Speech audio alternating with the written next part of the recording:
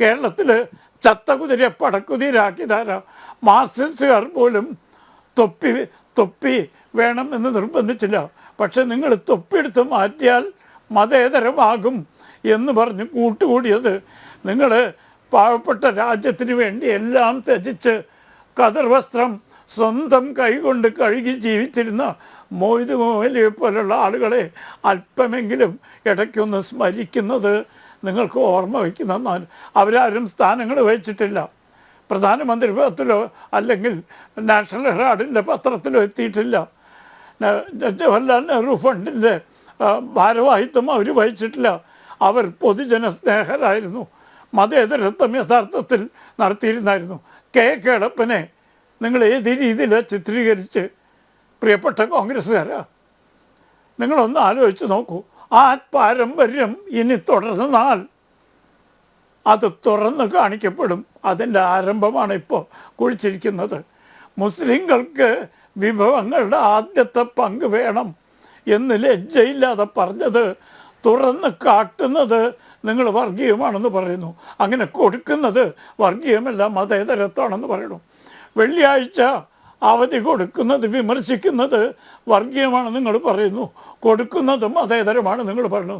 ഈ വിഡ്ഢിത്തരം കേരളത്തിലെ പ്രബുദ്ധരായ ജനങ്ങളോ ഭാരതത്തിലെ പ്രബുദ്ധരായ ജനങ്ങളോ ഇനി ഉൾക്കൊള്ളാൻ തയ്യാറില്ല. എന്തെല്ലാം വീരവാദങ്ങളും അവകാശവാദങ്ങളും പറഞ്ഞാൽ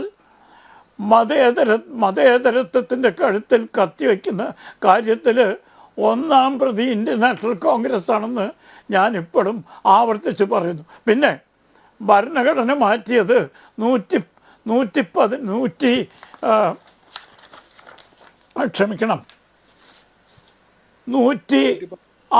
ഭാഗം ഭേദഗതി ചെയ്തു. ഇതിൽ എത്ര ഭേദഗതി കോൺഗ്രസിൻ്റെ കാലത്ത്? 100-ലധികം. നരേന്ദ്രമോദി വന്ന ശേഷം ഒരു ഭരണഘടന ഭേദഗതി ചെയ്തു.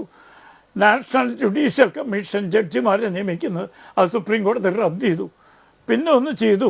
പിന്നെയുള്ള എല്ലാ ഭേദഗതികളും പട്ടികജാതി പട്ടികവർഗക്കാർക്ക് കൂടുതൽ മെച്ചപ്പെട്ട സർവീസ് ആനുകൂല്യങ്ങൾ കിട്ടാനുള്ളതാണ്. താങ്കളൊന്ന് പരിശോധിച്ച് നോക്കൂ. 106 ഭേദഗതികളിൽ 2014 ശേഷം കൊണ്ടുവന്നത് മുഴുവനെ പിന്നൊക്കെ ജാതിക്കാർക്ക് ഉള്ള മെച്ചം വരുത്താനുള്ള ഭരണഘടനാ ഭേദഗതിയാണ്. പിന്നെ ആരെയാണ് നിങ്ങൾ ഇപ്പോൾ എടുപ്പിക്കുന്നത്?